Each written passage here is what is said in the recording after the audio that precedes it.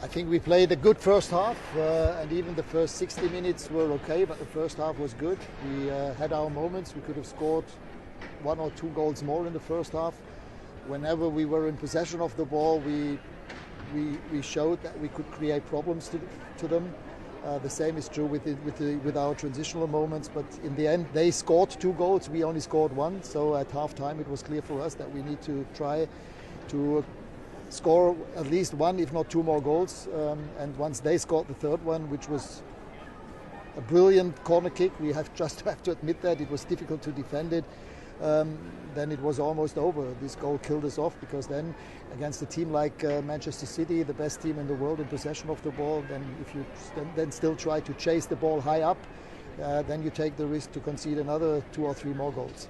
You tell us about the tactical plan, because it seemed to take City by surprise in that first half and seemed to be pretty effective in that first 45 minutes. Well, look, we had not that many strikers available today. The only one that we had on the bench was Marcus, whom we brought on after 60 minutes. So for us it was clear that we have to have as many players on the pitch who get behind the ball, and that we make sure that we are as compact as we can possibly be. Difficult in the second half when I suppose they got into their stride, particularly after they got the 3rd goal. I suppose after that it was always going to be difficult.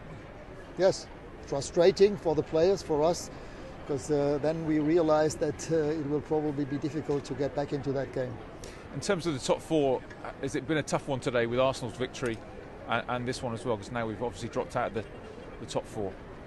Yes, but I didn't actually expect Arsenal to lose at Watford, so for us it's clear, if we still want to have a chance to finish 4th at the end of the season, we can almost not drop any more points, and we also know that in those 10 games that we have to play, there are a few other difficult ones. So let's take it game by game. For us it's important that we keep developing the team, which we did in the last couple of months, and then make sure that we hopefully can win the next 2 home games against Tottenham and against Atletico, 2 very important games for us to come up. Finally, a word for those United fans. Obviously a tough one for them to take against their City rivals today.